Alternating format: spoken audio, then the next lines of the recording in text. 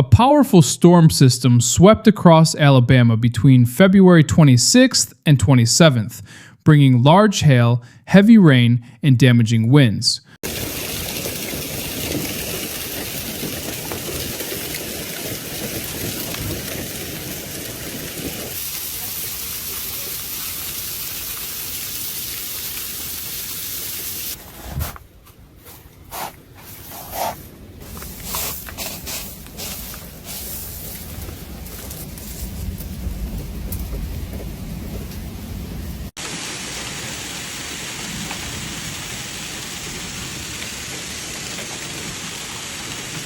The severe thunderstorms developed rapidly as warm Gulf moisture collided with a strong cold front, creating unstable atmospheric conditions.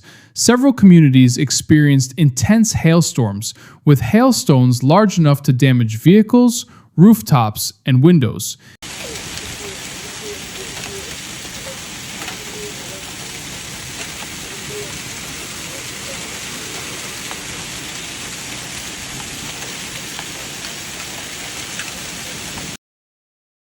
In some areas, hail briefly covered the ground like snow.